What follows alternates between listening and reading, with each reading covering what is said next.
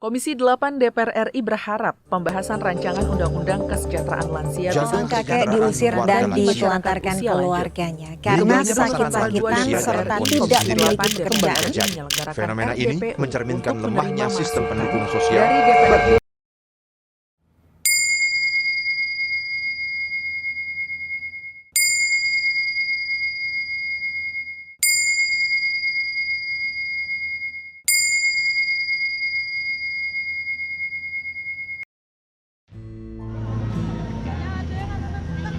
Yogyakarta adalah kota yang terkenal dengan budaya Jawanya yang kental.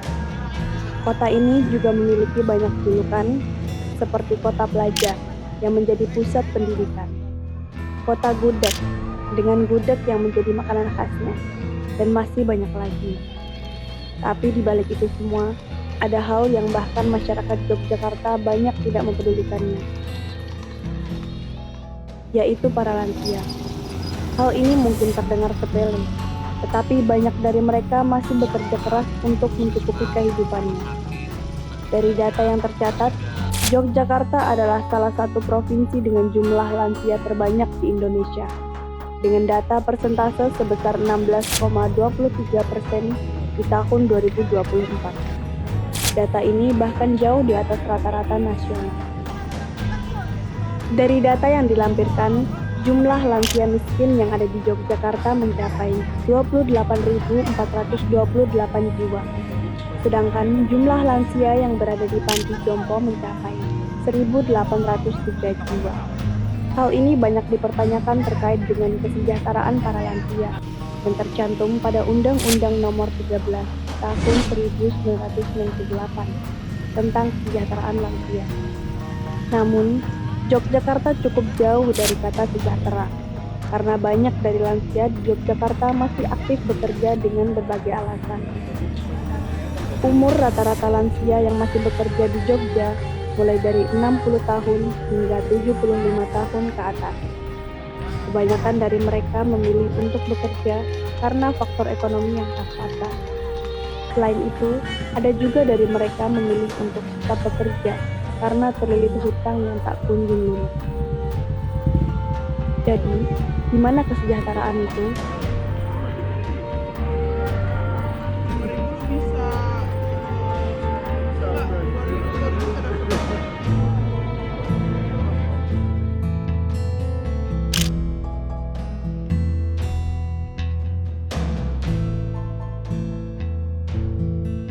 Mbah Gun adalah salah satu dari banyaknya lansia yang bekerja. Seharian beliau diisi dengan berjualan mie ayam di Kerapia. Salah satu alasan beliau masih bekerja karena beliau sedang terlilit hutang yang cukup besar karena kasus penipuan yang menimpa beliau. Selain itu, beliau justru lebih semangat menjalani hidup dengan cara bekerja ketimbang diam di rumah.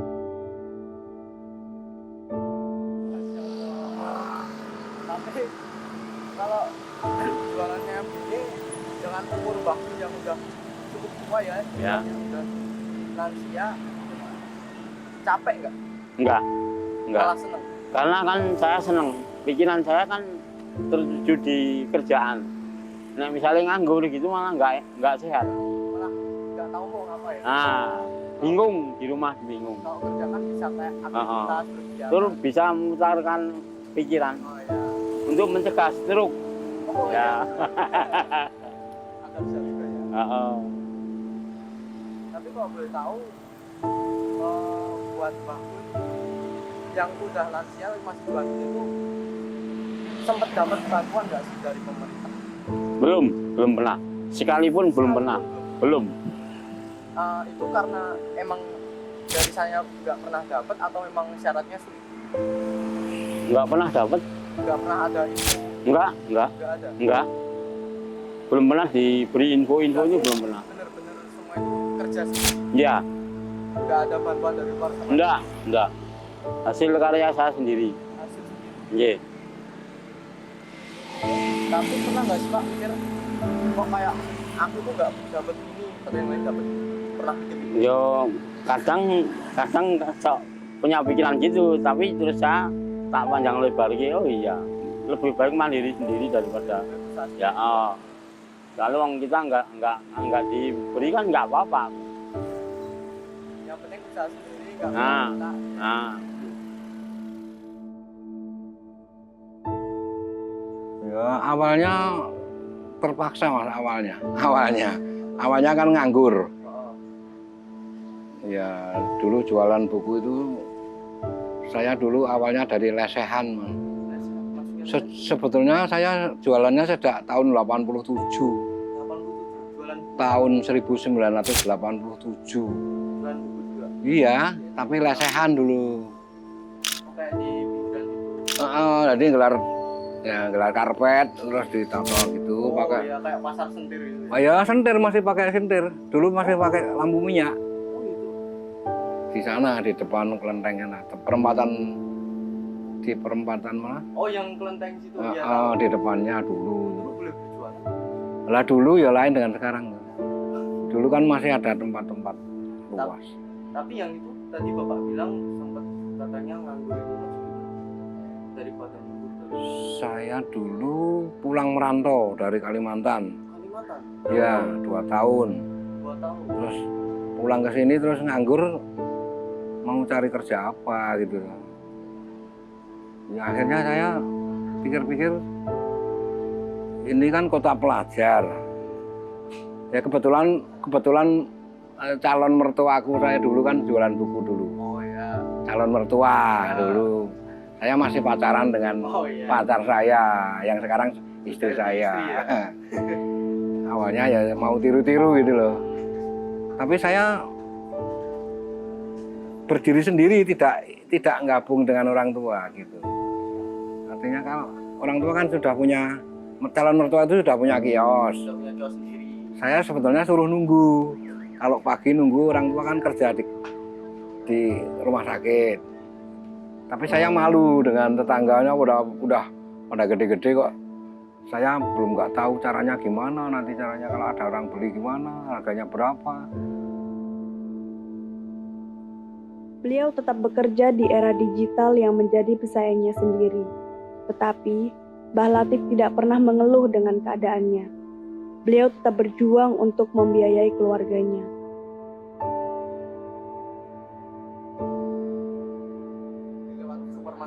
Dari supermarket gitu. Kalau dengan kayak gini laku nggak? Laku. Ya, tapi sekarang itu jualan rokok asal itu sekarang sulit karena sudah nggak ada kaki lima. Kalau malam nggak ada alasan, tapi masih kadang diminta sama UPT itu dirampoki. UPT itu yang saga itu kan jadi kan orang-orang jalanan. Nggak pendidikan lain. Kalau Satpol PP, itu kan pendidikan. Pakai jasa. Kalau UPT itu kan orang-orang jalanan, jadi kan dia nggak punya pemikiran yang baik terhadap anak-anak atau nggak daripada halal untuk menangani anak istri. Enggak. Saya pernah diminta mabur 5 buku sama UPT. Banyak teman-teman saya sekarang kan atongan kan sudah kurang jauh karena ya sudah bosan, malas, terus kerja sepi, dia diminta sama UPT itu, ya malas. Tapi masih sering ketemu UPT itu? Ya itu kan UPT karena sering jalan-jalan tuh. Itu kan kadang minta itu teh, aqua dimintai, ya itu. Rokok juga gitu? Nah ya itu, saya kadang-kadang sampai bertanya-tanya dalam hati ya, UPT itu menjadikan siapa? Orang-orang seperti itu jadikan kerja seperti itu kan harus punya moral. Menyusahkan pedagang lain. Nah, sama lain kalau Satpol PP, saya mau bertanya minggir, rokoknya dipatih dulu, harus biasa. Nggak seperti UPT itu merampok, dimintai. Saya pernah diminta mabur 5 saya minta mabur semua. Besoknya mau habis belanja mau dimintai lagi, saya tantang. Saya turunkan kota saya, bunuh saya nggak masalah. Saya di sini itu kerja sudah puluhan tahun mencarikan nafkah anak istri. Dulu waktu masih banyak orang-orang mabuk, orang judi aja nggak pernah minta rokok. Ini kalau sudah aman dijaga sama UPT tapi malah ngerampoki. Nah itu yang nggak saya suka seperti itu. Jadi atau-atau itu kalau sama UPT benci semua. Mbah Suranto merupakan pedagang rokok keliling. Walau usianya tidak muda lagi, beliau tetap semangat berjualan di sekitaran Malioboro. Tetapi selama beliau bekerja, ada saja gangguannya. Beliau sering dipalak oleh preman setempat, atau warga sekitar menyebutnya UPT. Selain itu, Mbah Suranto sudah tidak pernah mendapatkan bantuan dari pemerintah dinas sosial semenjak pergantian kepemimpinan negara. Jualan. Daripada nganggur. Kalau nggak seneng nih, nggak dari 97 sampai sekarang tak jalani. Rumah aja. Makanya. Udah berapa tahun. Ya. Tapi masih Mbak Bun ini masih kayak mikir nggak sih, kayak masih ada berharap sama bantuan dari dinas sosial, dari masyarakat di Ya. tempat ya.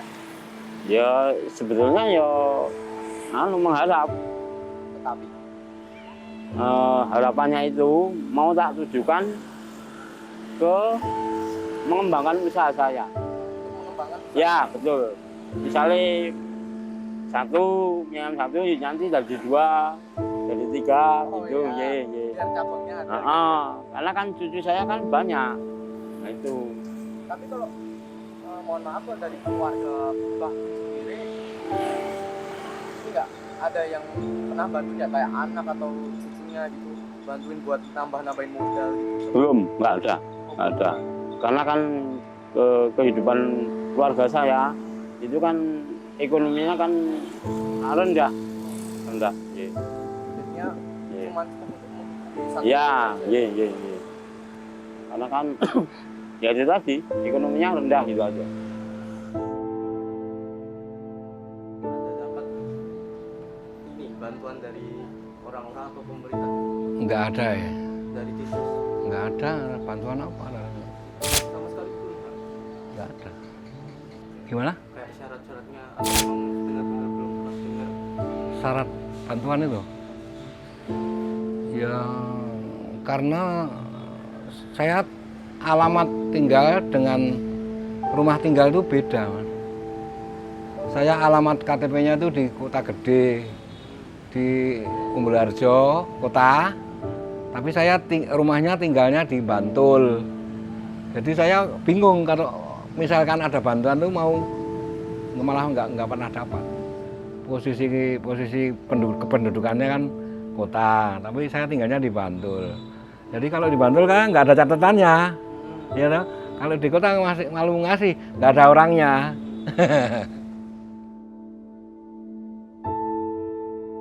Bapak sendiri itu dapat nggak sih kayak bantuan-bantuan? Nggak dapat. Dan dulu seperti Pak Jokowi itu sama verifikasi.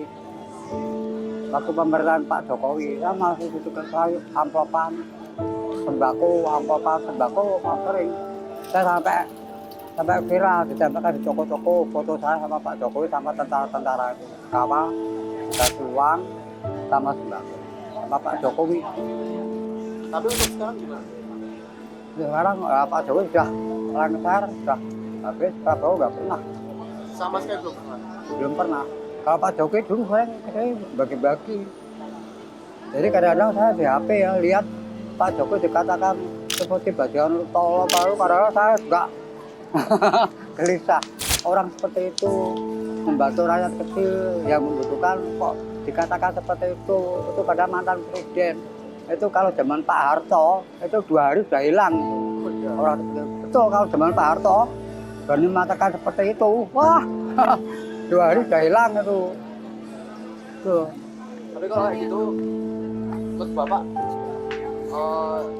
menurut Bapak itu udah termasuk kepekaan para ini nggak dinas sosial nggak untuk menyalurkan bantuan kayak gitu. Sedangkan Bapak sendiri kan belum pernah dapat Belum pernah dapat.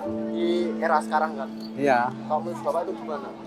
Cara kerja mereka? Saya diam, bahwa yang penting saya dikasih kesehatan.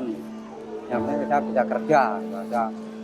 Penting bisa memberi masukan ke ekonomi dengan cara kerja sendiri. Ya, jadi bahwa yang penting saya minta saya bahwa sembuh, sehat, bisa kerja sendiri, cari uang yang halal, yang benar.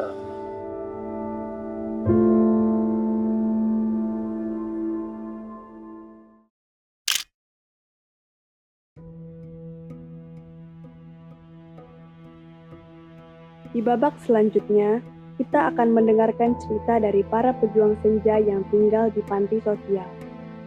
Bukan sekedar cerita, tapi penekanan emosional para lansia yang tinggal di panti tersebut.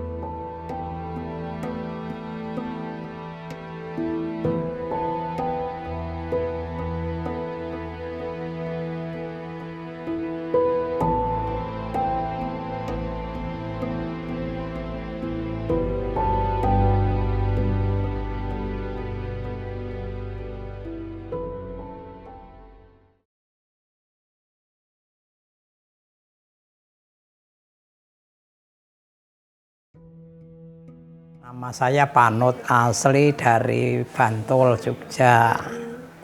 Umur sekarang udah 70 tahun. 70 tahun. Iya. Memang udah itu kan tujuannya cuma untuk ibadah, kan kalau untuk kerja udah nggak kuat lagi kan, mau cari uang. Udah enak netral di sini, nggak mikir pajak rumah, pajak motor, pajak mobil, listrik kan nggak mikir ini di rumah kan masih apa dikejar jajan cucunya kan kalau ngantar sekolah padanya mana jajan kung kan gitu. Iya. Kalau saya itu biasa aja seperti rumah sendiri lah gitu. Jadi semoga kegiatan apa aja aku ikuti gitulah. Aku kan punya kegiatan itu ngurus kolam. Oh iya yang tadi ya? Iya. Jadi pagi itu nyapu keliling kolam itu, habis itu ngasih makan. Kalau udah orang beli ya saya layani gitu. Ya nyaman ya berarti? Ya senyamannya mah dianggap nyaman itulah.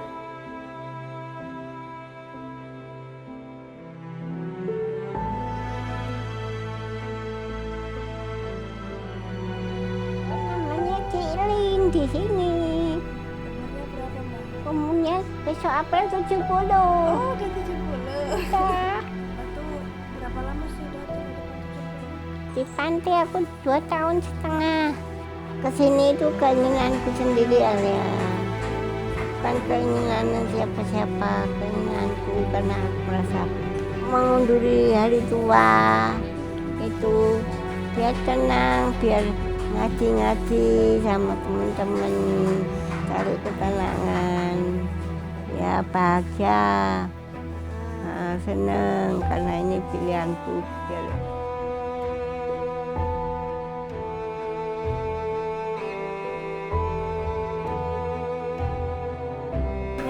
Akhirnya aku pilih di sini aja, di panti, hidup di panti aja, biar tak merepotkan.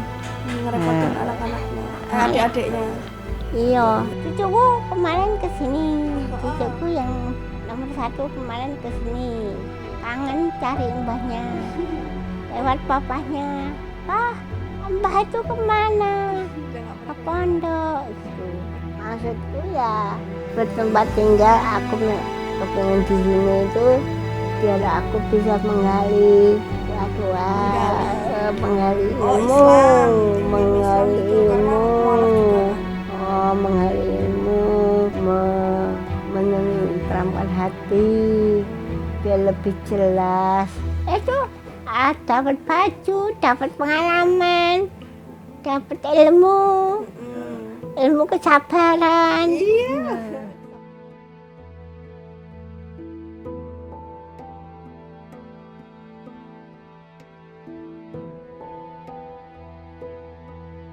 Yang penting kan bisa ngaji, bisa baca temennya gitu. Saya bener saya mau terus lah enak di sini. Alhamdulillah. Jadi Mbak sebenarnya apa ya? Nggak nyangka gitu ya berarti? Enggak nyangka. Sebelum itu belum ada rencana sama sekali? Enggak rencana. Senang. Malah senang? Alhamdulillah. Banyak temen-temennya, ya enggak apa-apa. Namanya orang kan orang lain itu tambah pengalaman. Itu ada yang dari Surabaya, ada yang dari Magelang, ya malah senang. Berarti Mbak rencananya mau permanen di sini terus? Oh, udah terserah ponakan, ponakan mano ya, yang penting kan ponakan dukung gitu.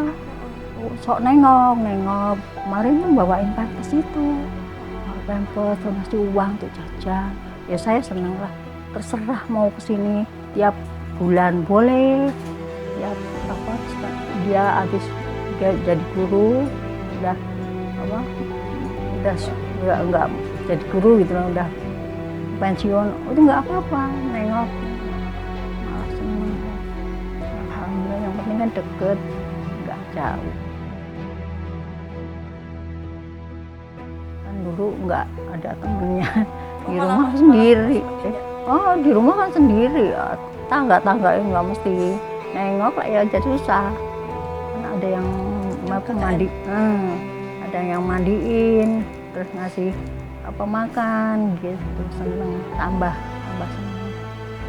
Alhamdulillah saya seneng. Nggak nyangka kalau mau pondokan itu temennya banyak, pengajian apa itu, seneng. Terkadang, pilihan keluarga atau pilihan diri kita sendiri adalah suatu hal yang terbaik dalam hidup. Mereka tidak dibuang, mereka juga tidak ditelantarkan. Tapi mereka hanya ingin mencari tempat yang nyaman untuk diri mereka sendiri. Sama halnya yang dirasakan oleh Cik Lin, Pak Panut, dan Bu Siti.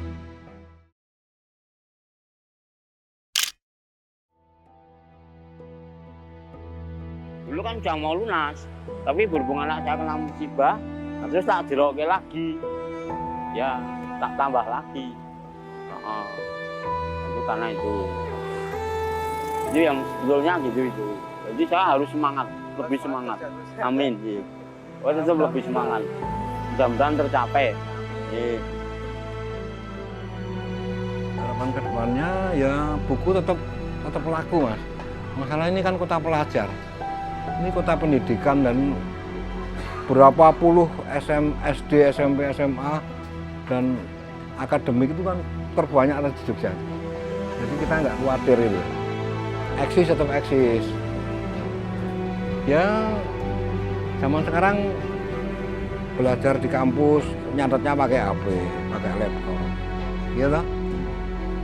Buku kurang laku. Ya, saya cuma yang penting saya kesehatan. Kalau namanya bantu itu kadang-kadang kan itu suatu rezeki. Ya. Jadi saya butuh kan kalau nggak dikasih kan malah bikin kecewa. Jadi kalau memang itu rezeki saya harus datang dikasih. Ya kalau ya sudah. Daripada berharap tapi kecewa. Ya kecewa. Yang penting saya sehat jualan, semangat untuk anak kecil ya. Yang penting kan semangat kerja.